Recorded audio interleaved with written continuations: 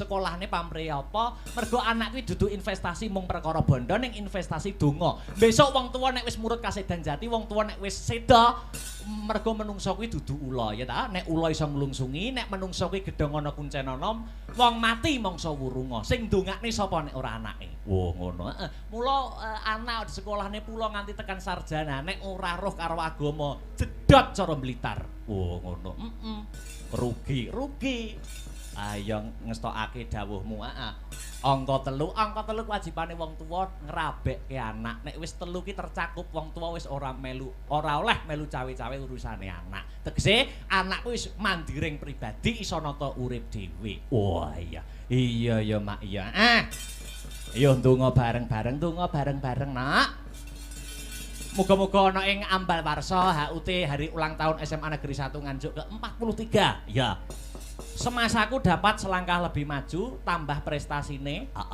sesuai dengan motonya bersatu bermutu nomor 1 Allahumma amin ya rabbal alamin jebul kae sing dak anti-anti wis teko mrene wis rada suwe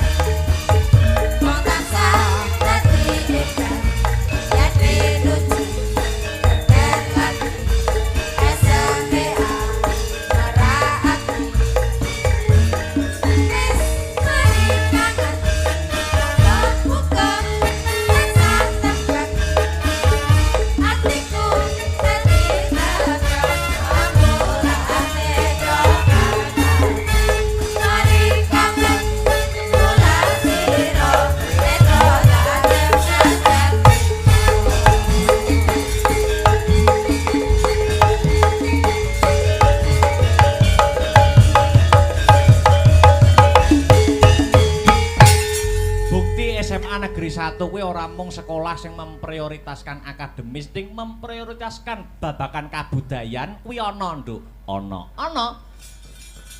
Aku ki duwe kenalan kanca-kanca dalang, pepunden-pepunden dalang. Heeh. Kuwi uga alumni SMA Negeri 1. Oh ngono. Ana umpamane pepunden dalang Pak Eko Suseno saka endi daleme? Gedung Dandang. Kuwi ya alumni SMA Negeri 1. Oh ngono. Heeh. Ana neh Mas Niko saka Gandu. Heeh. Kuwi ya alumni SMA Negeri 1. Oh ngono. Dalang kabeh. Dalang. Ana neh dalang sing lulusan SMA Negeri 1 Nganjuk, tapi aku ora patek kenal Badaralam sapa ngono kuwi lho. Oh iya, kuwi ya lulusan kene. Oh ngono. Ning ora patek kenal aku candi ngono. Oh iya. Iya Mak iya. Iya.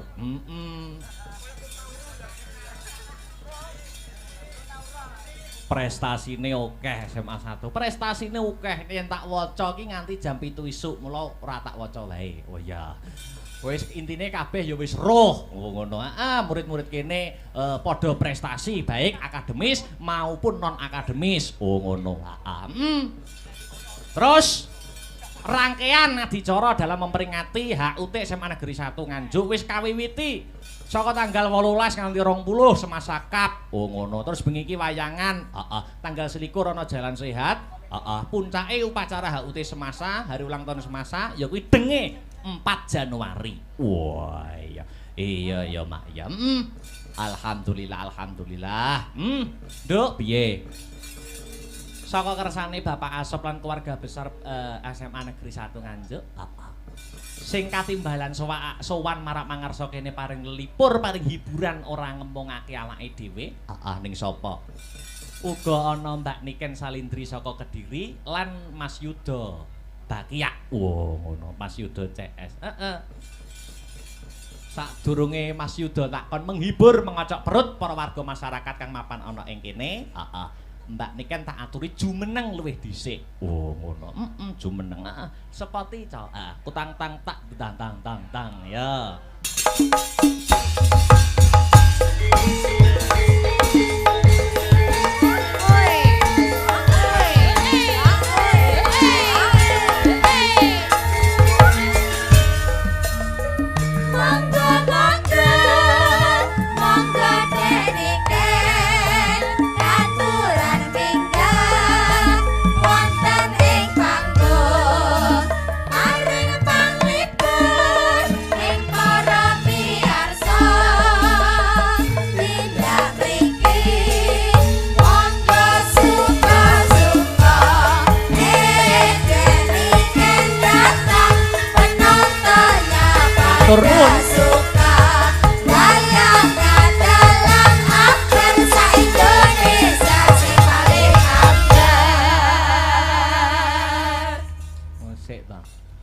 Wong disepoti kok ora gelem ngadeg iki nyapa to jane? Kok aurane beda karo biasane, kok merengut, ulate peteng iki jane nek apa? Nek apa jane? Ana rembug dirembug, ana perkara dipecahke bareng-bareng. Nek apa kok ora gelem ngadeg wis disepoti kaya ngono apike, kaya ngono ramene kok. Ndak gelem ngadeg iki gini ya. BM itu apa? Bad mood. Lah ya bad mood iki kan mesti ada sabab musababnya. Napa bad mood? Wong ya acarane meriah sing nonton akeh kok iso bad mood kan ya. Lah nyapa aku diceluk Mbak Niken.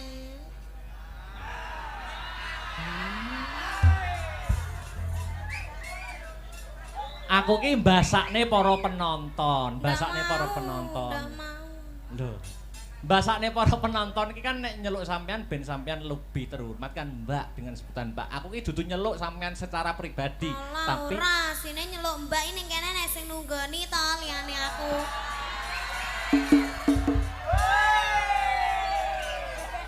Iki di live streaming kok ndak dadi fitnah itu. Fitnah itu lebih kejam daripada dosa. Lah kok iso tekone carry lho Mas. teko keri aku bar kok Tulungagung. Mm-mm. Sing teko dhisik ning kene kan sampean. Mm-mm. Aku ki entuk omongan. Iya. Jare Mas Akbar ki dhisik duwe mantan ning Semasa. Lah kon delalake cinlok ketemuan di belakangku kan aku juga ndak tahu. Kok malah nyelok mbak. Tembunge Jawa ngarani kelemben-kelemben roti-roti biyen-biyen saiki. Wong biasane iki zaman saiki iki pemenangnya adalah orang dulu. Pemenangnya Adalah orang pertama ya. Kamu kowe pacare Akbar pertama ya ning Semasa. Nah, terus nek ketemuan karo mantane sing dhisik apa ya ngerti. Terus disalini ngono apa ya genah. ngene lho. Jangan mempunyai asumsi yang buruk. Wong pentas wingin-winginane karo aku ya seneng, ya mood, ya bangga, ya bahagia. Kok ning kene kok beda karo biasane? Masalahe tekone gak karo aku. Lah sampeyan iki kan mau ana acara ya to, ana acara rekaman jare ning Tulungagung. Lah nek aku tekoku jam 11, tekoku setengah 11 mosok kene arep sing dalang arep Pak Asop dhewe kan ya ndak mungkin. Lah gitu kok jarine ndak kopel. Kayak kemarin padahal wis tak beline 3, ndak mau dipakai, ndak mau aku turun aku. Aja ngono to. Lah kan jare kan sik to.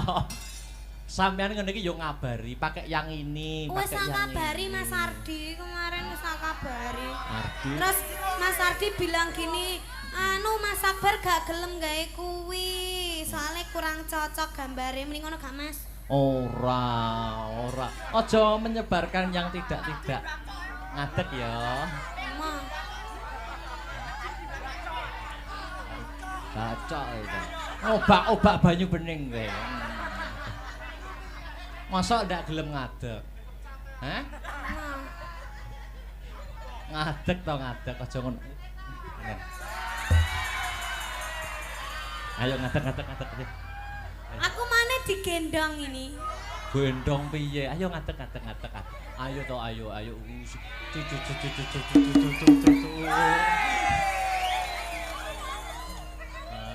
Lah ngene lho. Kene. Piye? Wis kene sik. Wis aja mayah-mayah teyus ya to. Wis kene. Maya Teus. Wis ning kene ae. Ya to, Dron. Sing nonton akeh mosok arep nesu kan malu to. Lah sing gare malu sampeyan lho. Lah nyapa kok iso aku iki lho, heeh. Dron penonton ning kene SMA 1 terus SMA 1 ki padahal tiap tahun wayangan yo bintang tamune sampeyan lho. Kok iso sampean kok mempermasalahkan lagi saiki ora biyen-biyen. Lah kan biyen orang gandeng aku to. Lah kan biyen sik gandeng karo sapa mi kae? Sapa? Sapa? Duh win anu. Ora. Ngene lho, ngene. Aku kan yo tidak pernah toh mempermasalahkan masa lalumu. Lah ya aja sampai parep dadi peperangan dunia apa piye? Lah yo, aku tidak pernah mempermasalahkan masa lalumu. Aku lho gak ndek masa lalu, kabeh lho tak ora tak akoni kae gur gimmick tok sing kae. Loh, aku tidak pernah mempermasalahkan iki kan biyen arep umpamane bahasane iki jatuh di pelukan orang yang salah. Aku apa ya tahu ngomong ning ngono kan tidak. Ning sing penting ora biyen-biyen saiki membuka lembaran yang baru. Sing penting saiki niken wis ana regemane RM Akbar Syahalam.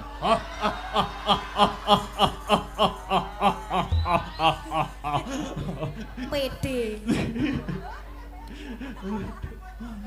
Sapa?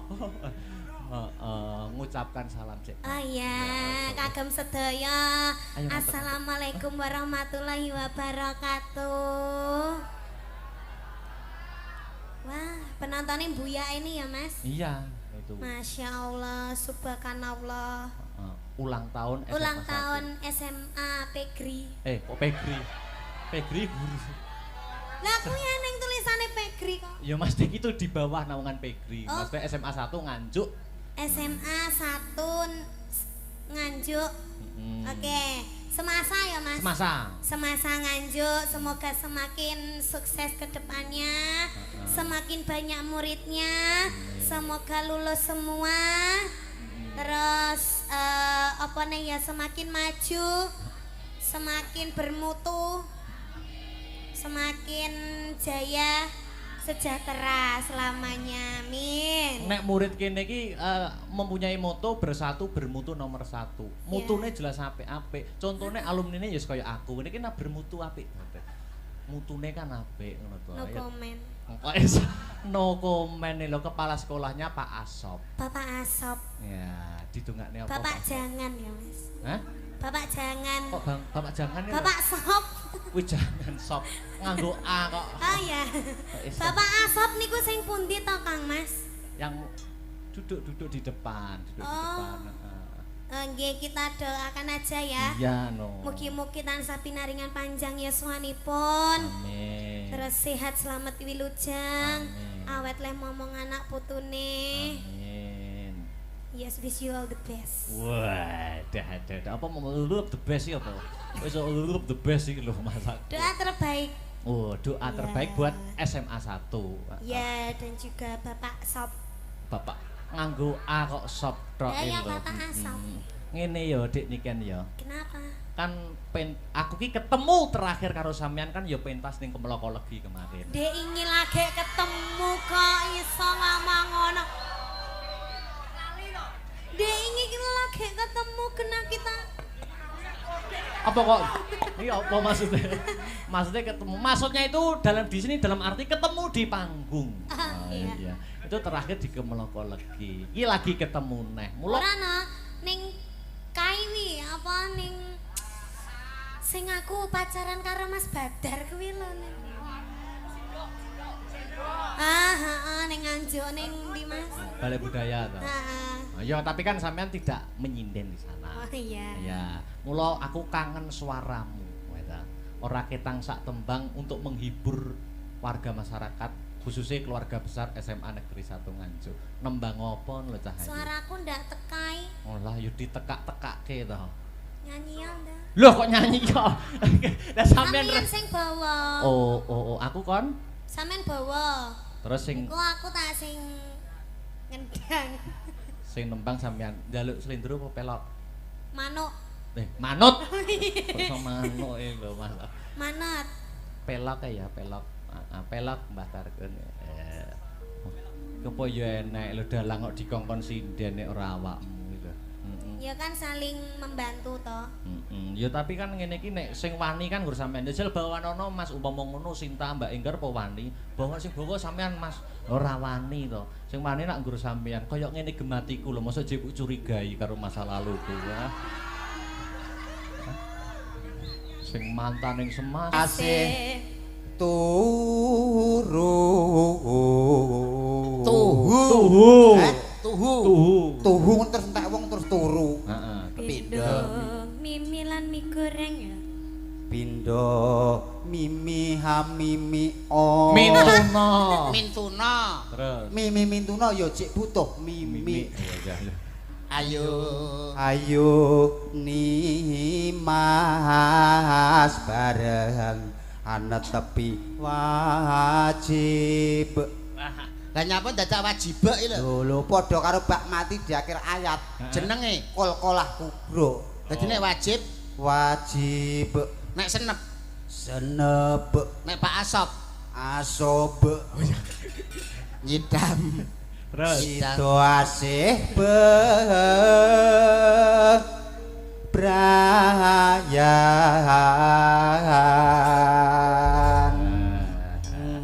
luar biasa. Napa niki lajenganipun? Ben dikancani ya Mbak Nika. Nggih dipun ngancani. Heeh, sama Mbak Enggar ya kena. Mbak Enggar. Ya. Lah.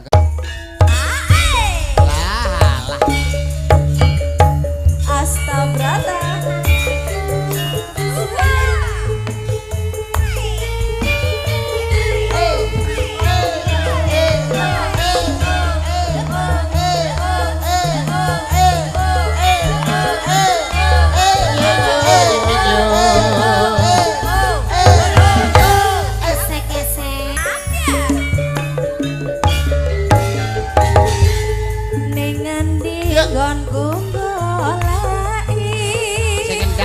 godhog. Kepengen ketemu senadyan adoh tak parani menguruti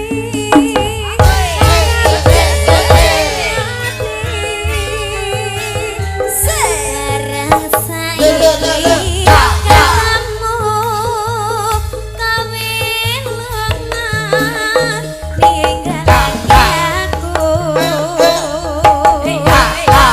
kaya sing nyendelati Lah slamet lah iso lah. konetes iku yen pancene ora iso mbak ya kandha ana sing saja aja gawe gelo ati aku ora bakal kaya ngene lelakanku biyen ngapa kok dadak ketemu yen pancene iki gawe kalah Asik. ati salawase Astagrata. Mbak Niken Salitri. Sak trondol. ayo Bu Intan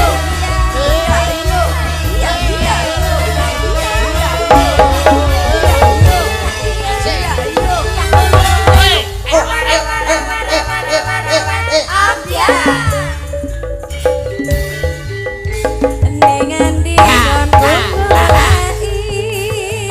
patah-patih ketemu senadyan adoh tak parani mengundur diri yo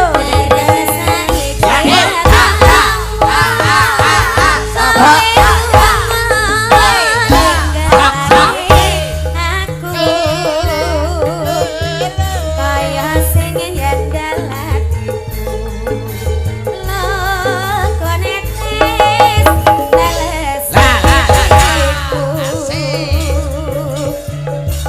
yen pancene ora iso mbak ya kandha sing saja aja gawe gelo ati aku ora bakal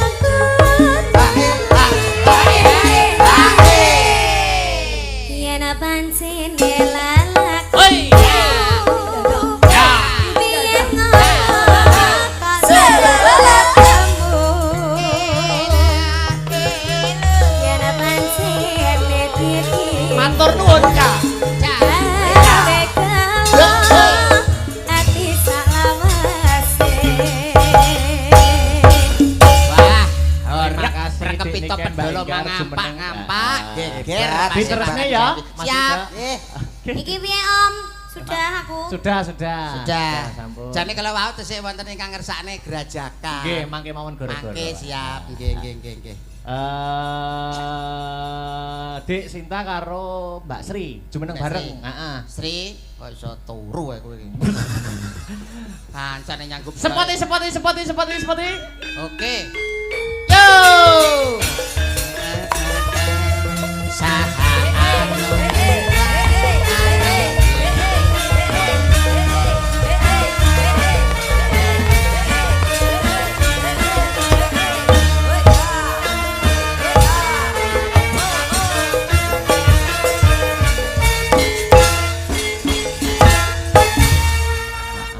Ki mawon apa mundutan? Napa, Nggih. Mas? Sik lali aku. HP ne Mas, HP ne. Alah aja. Modus. Tenan ana pamundutan mau lumakar Alasane. WA. Pokoknya Saking bapak sapa mau kene to. Heeh. Cuk. Wah, pintere dalang ya alasan iki lho enek. Iki lho. Sapa ki mau? Request podang kuning utawa lewung. Siap. Saking Pak Amin. Pariwisata. Pak Amin pariwisata. Ini ki balik neh, Mas. Nggih kok. Ya, podang kuning atau lewung. Dialah. Milih, ayo.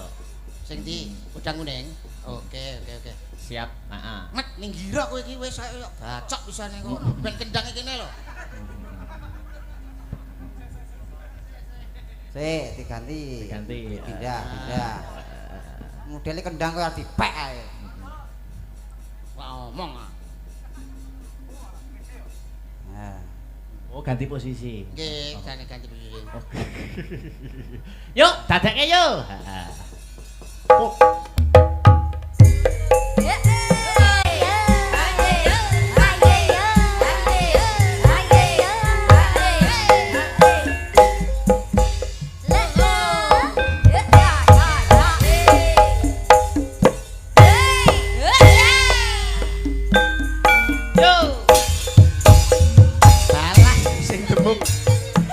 Sing demung.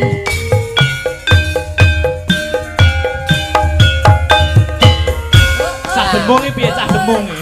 Cah dembung wis.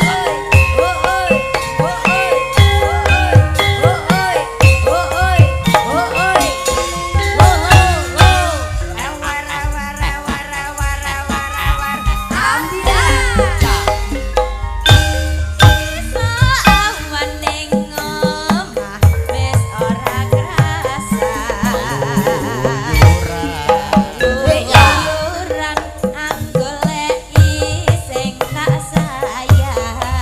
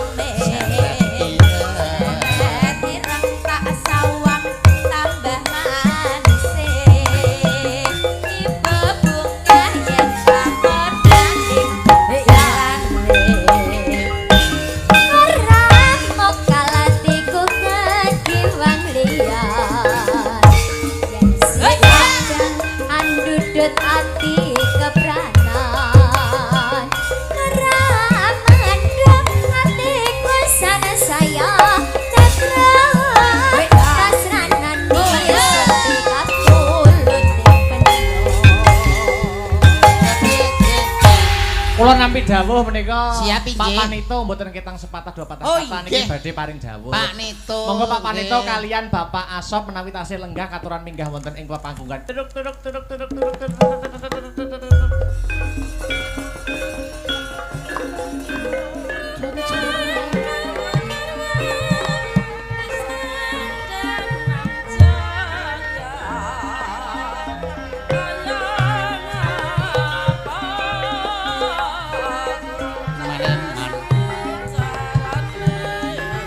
Timun sikarane.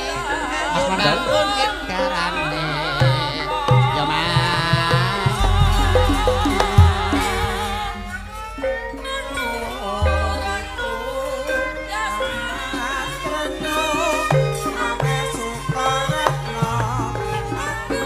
Monggo. Panito Pak Asap.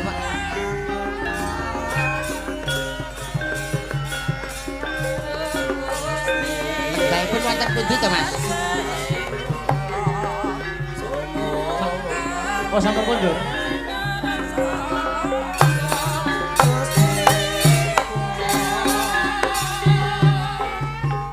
Oh. Teng wingking mbok menawi. Oh nggih, mboten napa-napa. Ireng, nggih, nggih, nggih. Dilanjut mawon nggih. Siap, siap. Sinten? Mbak Dwi no sing durung jumeneng ya. Mbak Dwi. Sepotone ta? Yo yo yo yo.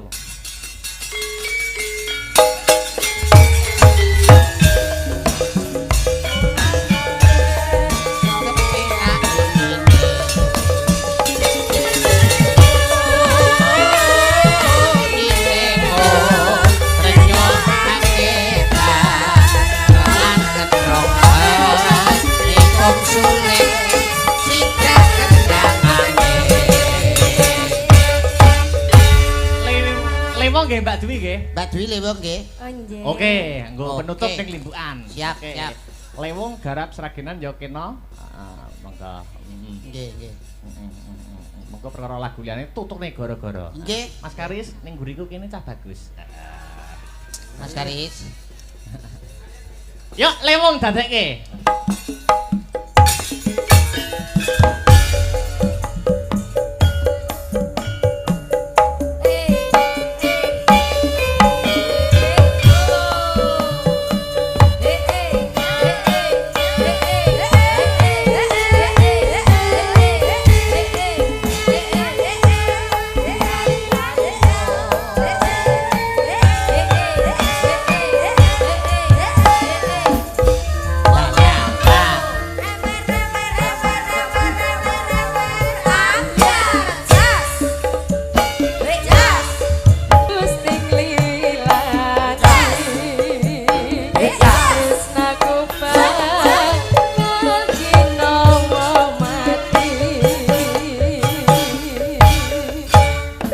Mas Yuda. Dawuh. Sampun sawetawis anggenipun paring lelipur. Nggih. Ingkang bakun jenengan ndonga napa kagem ulang tahun SMA Negeri 1 Nganjuk menika. Mugi kawlujugan kan keterman lan kabahagiaan tansah kajiwa kasarira sedaya para guru, kepala sekolah lan Amin. jajaran Amin. wonten ing SMA 1 Nganjuk. Amin. Mugi tansah kuncara hanjayeng bawana jaya sepanjang masa. Mas Mandal ndonga napa? Sematen ugi mugi sedaya murid-murid wonten ing SMA 1 Nganjuk Nggih. mudah-mudahan menjadi generasi yang sangat hebat untuk Nganjuk. Amin. Nah, tuku tahun yang Kediri bila ada waktu kita bertemu kembali Mas nggih. Siap Nggih, injih. sewang-sewangan lagu.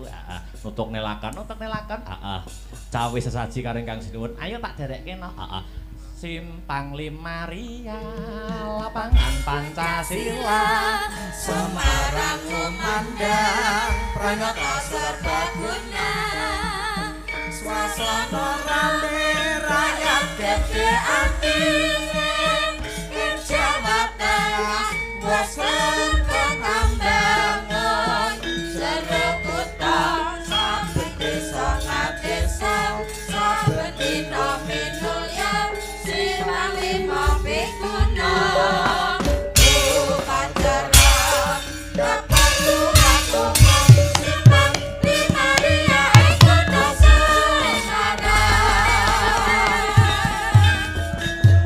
ing kutha Semarang